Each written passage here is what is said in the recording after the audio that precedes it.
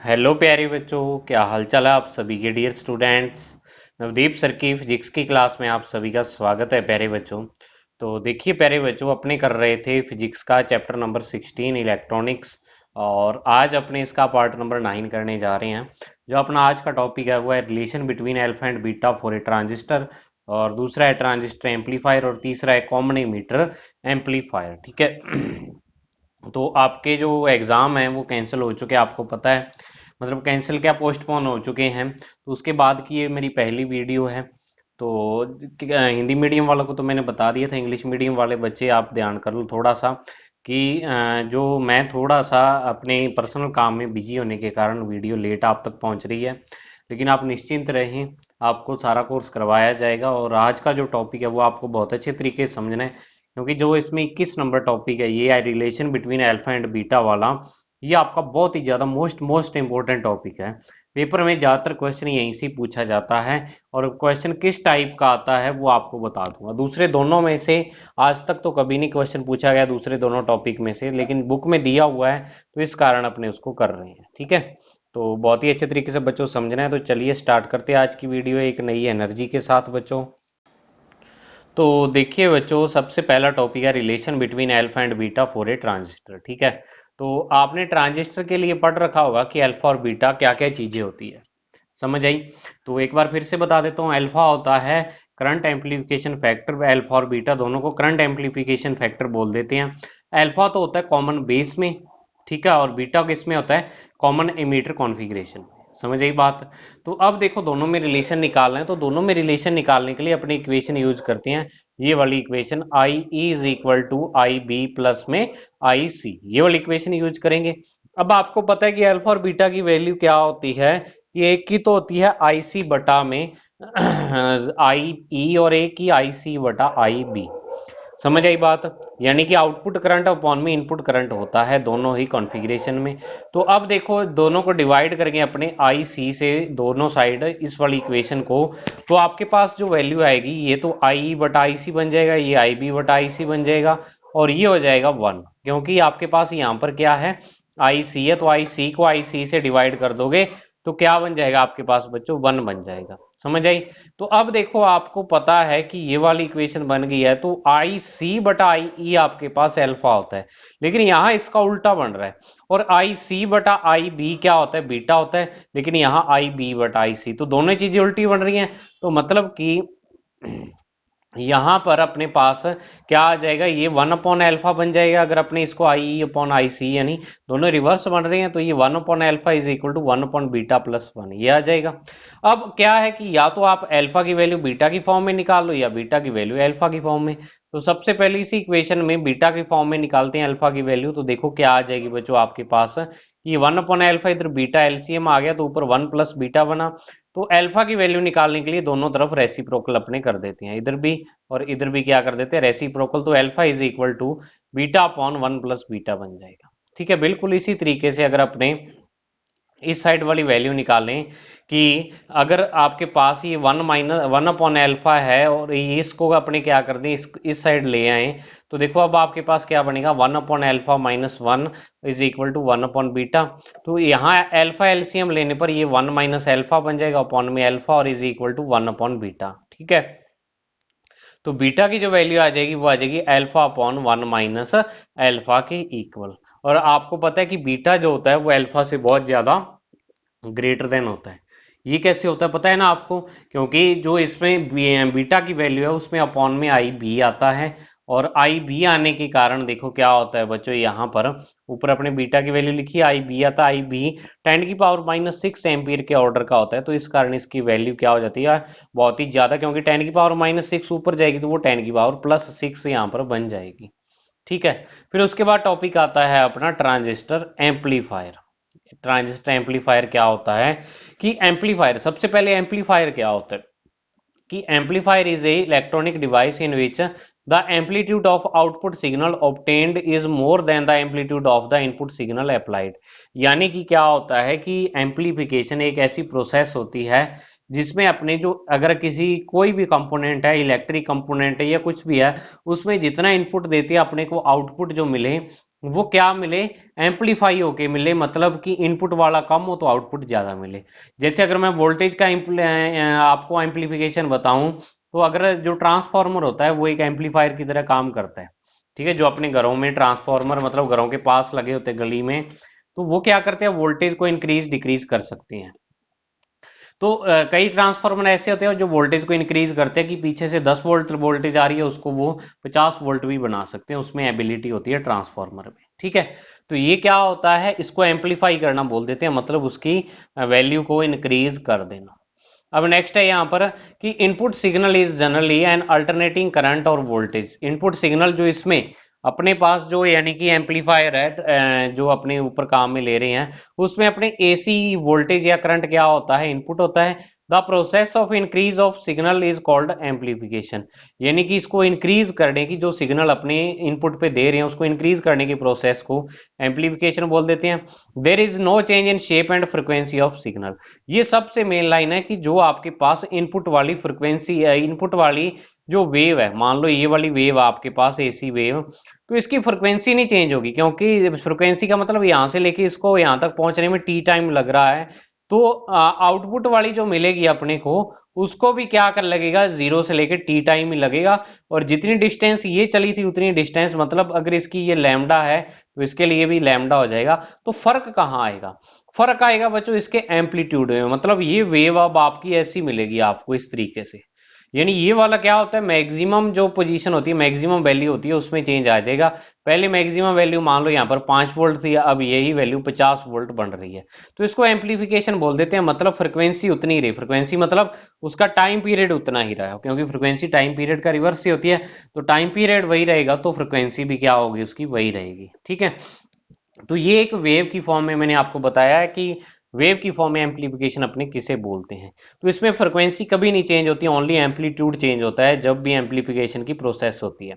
The necessary energy required for this increase in amplitude of signal is obtained from DC power supply used in amplifier circuit.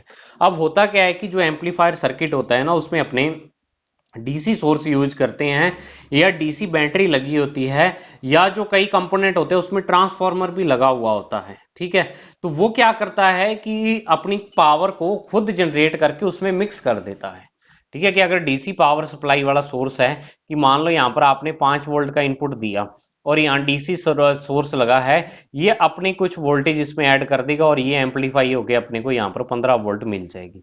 या DC source की जगह transformer काम में लेते हैं अपने। ठीक है, दूसरा आपके तो डीसी सोर्स दिया हुआ है, ट्रांसफार्मर भी क्या करता है कि खुद की एनर्जी जनरेट करके ये क्या कर देता है, इसमें ऐड कर देता है, और यहाँ पर अपने को 15 वोल्ट की क्या मिल जाती है, आउटपुट वोल्टेज मिल जाती है। ठीक है, figure shows the block diagram of N amplifier. ये वाली फिगर है, ये अपने को शो कर रही है ब्लॉक डायग्राम, मतलब कि लीनियर डायग्राम है। वैसे ही वैसे एम्पलीफायर ऐसा नहीं होता, इसको लीनियरली शो किया हुआ है कि यहाँ पर इनपुट सिग्नल अपने देते हैं जो अपने पास एसी करंट होता है, और ये इनपुट क्या है, इनपुट टर्मिनल्स हैं, दो इनपुट टर्मिनल्स पर देते हैं, ये बीच में एम्पलीफायर लगा है। फिर आउटपुट टर्मिनल पर यहाँ पर अपने एक रेजिस्टेंस लगा के, जिसको लोड रेजिस्टेंस बोलते हैं, इस लोड रेजिस्टेंस के अक्रॉस अपने को आउटपुट वोल्टेज या आउटपुट करंट यहाँ पर मिलता है। अब आप में से कई सोचेंगे सर रेजिस्टेंस क्यों लगाते हैं, क्योंकि करंट को फ्लो होने के लिए, या जो आप वोल्टेज मेजर करते हो वो किसी न किसी रेजिस्टेंस के अक्रॉस ही आती है, या जो करंट होता है वो कोई ना कोई रेजिस्टेंस के अक्रॉस ही आता है। अगर आप कहोगे कि सर हम सीधी वायर्स ही ले रहे हैं, तो आप वायर्स का भी, जो वायर ले रहे हो इनपुट और आउटपुट, उसका भी तो क्या होगा, खुद का कोई ना कोई रेजिस्टेंस होगा।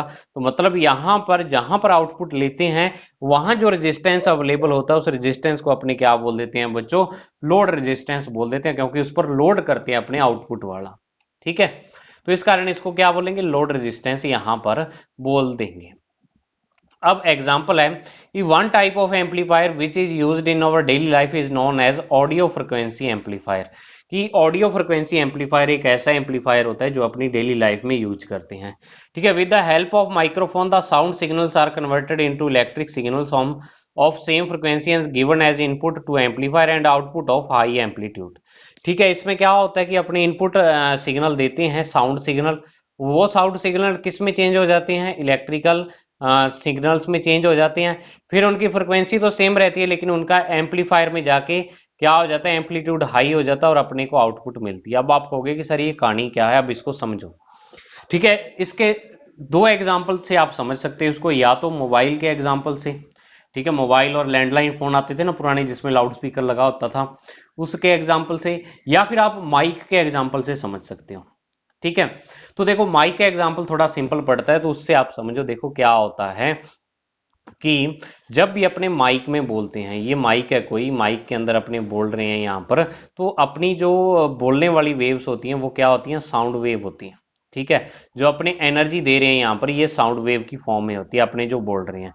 इस जो माइक है, ये माइक है, माइक में क्या होता है, एक माइक्रोफोन लगा होता है।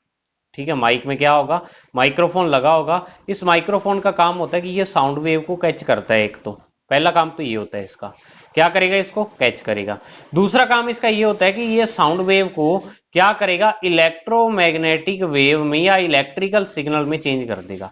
जो साउंड वेव है वो तो अपनी वाइब्रेशन की फॉर्म में आई, उस वाइब्रेशन की फॉर्म में साउंड को कैच करके वो इलेक्ट्रोमैग्नेटिक वेव या इलेक्ट्रिकल एनर्जी में या इलेक्ट्रिकल सिग्नल में उसको चेंज कर देगा।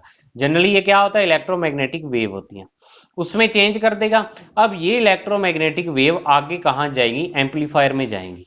अब आप देखना, अगर किसी ने साउंड वाला डब्बा देखा हो, लड़कों ने ज्यादा देखा होगा, लड़कियां इसमें थोड़ा इंटरेस्ट कम रखती हैं, लेकिन फिर भी चलो आपको अगर पता हो, तो एक इस तरह का डेक के तरह का रखते हैं अपने यहाँ वहां पर, वो उसको एम्पलीफायर बोल देते हैं।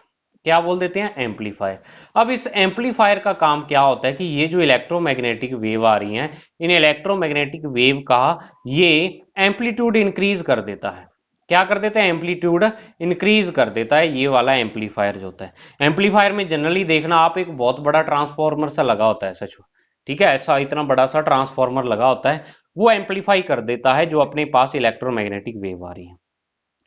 अब आगे जाके ये क्या होता है कि जो अपने स्पीकर लगे होते हैं, ठीक है, आप माइक से बोलना कि स्पीकर क्या है, आउटपुट मिलता है अपने को स्पीकर पर। जो माइक है, माइक से आप क्या देते हो, इनपुट देते हो। यहाँ पर माइक आपका इनपुट है, और स्पीकर, सॉरी, जो जो अपने बक्से लगे होते हैं, स्पीकर लगे होते हैं, वहां आउटपुट मिलता है। तो स्पीकर में दोबारा से ये वाली जो वेव्स आती हैं पीछे से एम्पलीट्यूड की हुई, इन वेव्स को दोबारा ये क्या कर देती है, साउंड वेव में चेंज कर देती है। लेकिन अब स्टार्टिंग वाली साउंड वेव और इस वाली साउंड वेव में फर्क क्या हुआ कि ये वाली साउंड वेव है वो ज्यादा लाउड होती है, मतलब इनका एम्पलीट्यूड हाई होता है। तो अपने धीरे भी बोले तो फिर भी स्पीकर जो होता है, उस स्पीकर में अपनी आवाज ऊंची सुनाई देती है जब अपने माइक लगा होता है। माइक, माइक्रोफोन, माइक्रोफोन जो होता है उसका ही शॉर्ट फॉर्म माइक होता है। ठीक है, तो माइक से स्पीकर्स में जो आवाज आनी है वो क्या है, एक ऑडियो फ्रिक्वेंसी एम्पलीफायर बीच में लगा होता है उनके, इस तरह का डेक सा होता है जिसमें लीड वगैरह भी अपने लगाते हैं माइक की। मतलब वो क्या करते हैं, अपने इनपुट देते हैं, और आप देखना उसके पीछे दो आउटपुट टर्मिनल होते हैं, उससे जो वायर निकल के और क्या होती है, जो आपके पास स्पीकर होता है उस स्पीकर में जाती है। तो आउटपुट स्पीकर हो गया, इनपुट माइक हो गया। ठीक है, तो लाउड स्पीकर से अपने को आवाज सुनती है। बिल्कुल इसी तरीके से टेलीफोन में होता है कि अगर मान लो आप एक साइड से फोन लगा रहे हो, दूसरी साइड आपका जो फ्रेंड है उसने फोन उठाया, तो वो फोन उसने लाउड स्पीकर पर लगा लिया, तो आप उस फ्रेंड को आपकी उतनी आवाज, जितनी आप बोल रहे हो उससे ज्यादा आवाज सुनाई देती है, थोड़ी लाउड सुनाई देती है ज्यादा। तो उसका रीजन भी यही होता है कि आप इनपुट देते हो। मोबाइल का जो माइक्रोफोन होता है, माइक्रोफोन नीचे छोटा सा छेद होता है या ऊपर वाली साइड होता है, कईयों में दो दो माइक्रोफोन होते हैं, वो माइक्रोफोन आवाज को कैच करता है आपकी को, उसको इलेक्ट्रोमैग्नेटिक वेव की फॉर्म में चेंज करता है। और इलेक्ट्रोमैग्नेटिक वेव की जो वेलोसिटी होती है वो लाइट की वेलोसिटी की स्पीड होती है, मतलब 3 लाख किलोमीटर पर सेकंड की स्पीड से वो वेव चलती हैं। इस कारण आप जब फोन मिलाते हो तुरंत दूसरी साइड पहुंच जाता है, चाहे जितनी मर्जी दूर मिलाओ, क्योंकि 3 लाख किलोमीटर एक सेकंड में जो वेव पहुंच सकती है, तो वो क्या है, बहुत ही फास्ट स्पीड है।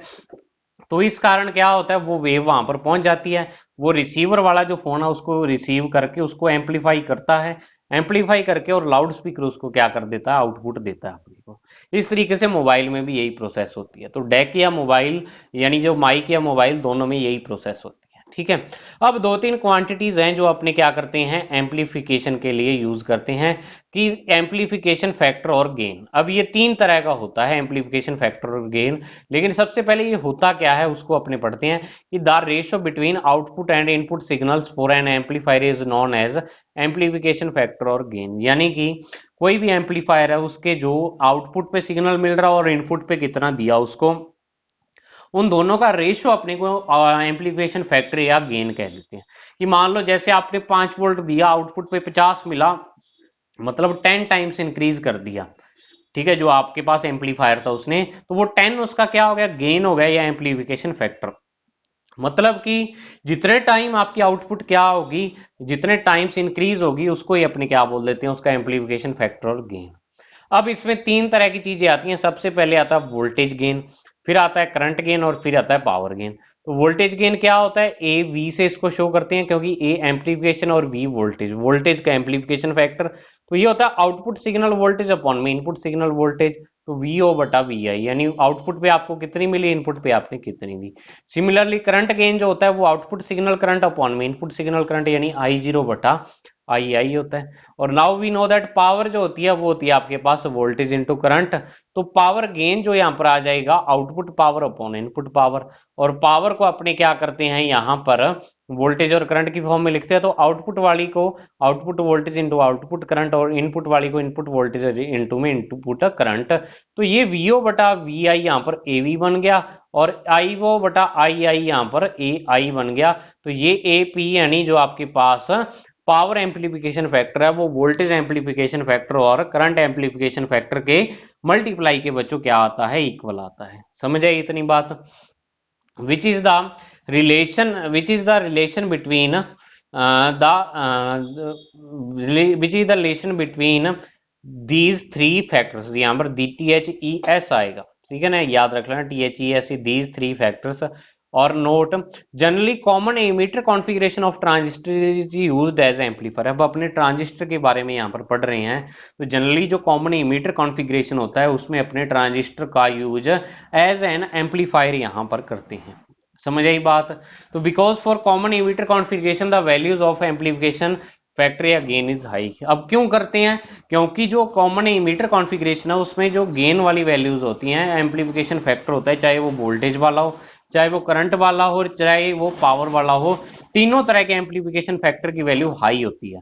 तो अपने तो उसी में चाहेंगे कि अपने को देना कम पड़े, आउटपुट पे ज्यादा मिले अपने को। व्यापार भी वही क्या है, सबसे ज्यादा सक्सेसफुल माना जाता है, जिसमें अपने आउटपुट यानी जो अपने पैसा लगाएं वो तो 10 रुपए लगाएं और प्रॉफिट अपने को 20 रुपए का हो जाए। इस तरीके का व्यापार अपने चाहते हैं, तो वही चीज यहाँ पर है। अब ट्रांजिस्टर का कॉमन इमीटर एम्पलीफायर, मतलब ट्रांजिस्टर का जो कॉमन इमीटर कॉन्फ़िगरेशन है वो एक एम्पलीफायर की तरह वर्क करता है।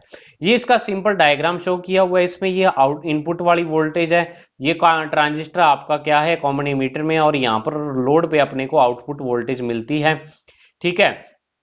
तो figure shows A common ammeter amplifier circuit for PNP transistor, PNP transistor के लिए with the help of battery EB junction is forward biased and CB junction is reverse biased. यानी कि अपने वही है, लेफ्ट साइड वाले को फॉरवर्ड बायस और राइट साइड वाले को रिवर्स बायस करते हैं। VI is the input voltage and RL is the load resistance where we get output voltage, यानी RL लोड रेजिस्टेंस है। तो करंट गेन की वैल्यू जो इसमें होती है कॉमन इमीटर वाले में, तो कॉमन इमीटर वाले में ये वाली होती है करंट गेन की वैल्यू। अब आप बच्चों इसमें कंफ्यूज मत होना कि सर ये आधा ही यहाँ पर डायग्राम बनाया हुआ है, वोल्ट मीटर एमीटर, इसका पोटेंशियल डिवाइडर, वो सारे कहाँ गए। ये ओनली आपको बस शो करने के लिए भी क्या होता है, इस तरीके से अपने शो कर सकते हैं। बाकी इसका पूरा डायग्राम तो वही है जो बना हुआ है पहले, लेकिन वैसे ही शो करने के लिए यहाँ पर बनाया हुआ है। तो अब कॉमन एमीटर में करंट गेन ए आई होता है, वैसे तो ई यहाँ पर आ रहा है कॉमन एमीटर के लिए, तो यहाँ पर बीटा होता है और आई सी बटा आई बी इसकी वैल्यू होती है, और beta very very greater than 1 होता है। So input signal current is less than output signal current. जो input signal current I B होता है वो आउटपुट वाले से क्या होता है, कम होता है। अब आती है इसमें वोल्टेज गेन की वैल्यू। तो वोल्टेज गेन यहाँ पर क्या आ जाता है, A V E is equal to V O बटा वी आई। अब V is equal to I R से V इनपुट वाली जो वोल्टेज है वो इनपुट करंट, और यहां पर अपने आर आई ई लिखते हैं। अब ये क्या है, इनपुट डायनामिक रेजिस्टेंस। समझ आई। यानी कि जो आपका ट्रांजिस्टर जब कॉमन इमीटर कॉन्फ़िगरेशन में होता है तो उसमें जब अपने इनपुट वाले की बात करते हैं तो इनपुट वाले सर्किट का टोटल रेजिस्टेंस आप आर आई ई लेते हैं, जिसको इनपुट डायनामिक रेजिस्टेंस बोल देते हैं। और आउटपुट के लिए अपने आई सी करंट आउटपुट वाला लेते हैं और आर एल लोड रेजिस्टेंस लेते हैं यहाँ पर। अब आप कहोगे कि सर यहाँ पर आउटपुट डायनामिक रेजिस्टेंस क्यों नहीं लिया, तो वो लोड रेजिस्टेंस ही होता है एक तरह का, ठीक है। तो इस कारण अपने आर एल लिखने, फिर इन दोनों की वैल्यू अपने यहाँ पर पुट कर देंगे वी और वी आई की जगह पे। तो जो यहाँ पर वैल्यू आ जाएगी अपने पास वो क्या आएगी, I C upon I B, R L upon R I E. तो I C upon I B को अपने क्या बोलेंगे बच्चों, बीटा कह देंगे। और आर एल बटा आर आई ई तो है ही, तो आर एल बटा आर आई ई को अपने रेजिस्टेंस गेन बोल देते हैं, एक नई क्वांटिटी बोल देते हैं। बीटा यहाँ पर करंट गेन है, तो यहाँ पर अपने पास वोल्टेज गेन आपका किसके इक्वल आ गया, current gain into resistance gain के इक्वल। और इसी तरह से अगर मैं पावर गेन की वैल्यू कहूं, पावर गेन, तो पावर के लिए आपको पता है दोनों का मल्टीप्लाई की इक्वल होती है। अब देखो करंट गेन तो आपका ओनली बीटा ही था और वोल्टेज गेन आपका ये है, तो ये beta square R L upon R I E के इक्वल आ गया। फिर फेज रिलेशनशिप इसमें क्या है कि in common emitter amplifier there is a 180 degree phase difference between input and output signal. इसका मतलब ये है कि अगर आप कॉमन इमीटर में क्या करते हो, यहाँ इनपुट पे इस तरीके की वेव देते हो इनपुट करने के लिए, तो आउटपुट पर अपने को जो वेव मिलती है वो क्या मिलती है, इस तरीके की वेव मिलती है, ठीक है। यानी 180 डिग्री का यहाँ पर क्या होता है, फेज डिफरेंस यहाँ पर अवेलेबल होता है। अब ये क्यों होता है, कैसे होता है, वो उस पर आपको डिस्कस करने की वजह जरूरत नहीं है। समझ आई बात। अब एक चीज समझ लो कि इसमें क्वेश्चन किस किस तरीके से पूछे जा सकते हैं। तो क्वेश्चन देखो, सबसे पहले तो आपको ऐसे पूछा जा सकता है, find the relation between alpha and beta for a transistor, 2 number का क्वेश्चन। फिर दूसरा क्वेश्चन आपसे ऐसे पूछा जा सकता है कि if alpha is equal to इतना है तो बीटा निकालो, तो आप अल्फा की वैल्यू पुट करके बीटा निकाल सकते हो, या बीटा दे देंगे अल्फा की वैल्यू निकालो। समझ आई। अब तीसरा आपसे ये पूछा जा सकता है कि अगर आपको वैल्यूज दे दे, जैसे आपको दे दे 1, फिर 10, फिर 100 और फिर 1000 इस तरीके से, तो इसमें बीटा की पॉसिबल वैल्यू क्या हो सकती है, तो आप सबसे बड़ी वैल्यू लगाओगे क्योंकि बीटा बहुत ही ज्यादा बड़ी होती है वैल्यूज की। तो बीटा की वैल्यू काफी ज्यादा होने के कारण अपने क्या करते हैं यहाँ पर, ये बीटा की वैल्यू, और अल्फा की वैल्यू 1 से कम होती है। अल्फा क्या होता है, लेस देन 1 होता है, लेकिन 1 के नजदीक ही होता है। सॉरी, वेरी लेस देन नहीं, लेस देन 1 होगा। लेकिन अल्फा की वैल्यू जो जनरली होती है वो 0.9 से लेके और 0.99 होती है, होगी 1 से कम, लेकिन क्या होती है कि इसकी वैल्यू इसके बिटवीन लाई करती है। समझ आई बात। तो ये था बच्चों आपका आज का टॉपिक। अब इसके बाद इसका एक टॉपिक रहा है इस चैप्टर का, और वो वाला टॉपिक है यहाँ पर कौन सा था, जो आपका डिजिटल इलेक्ट्रॉनिक्स। वो बिल्कुल सिंपल टॉपिक है, तो अपने नेक्स्ट वीडियो में उसी को करेंगे। तो आज की वीडियो में बच्चों इतना ही। अपनी पढ़ाई को अच्छे तरीके से जारी रखें, और मिलते हैं अपने नेक्स्ट वीडियो में। तब तक के लिए thank you, have a nice day प्यारे बच्चों।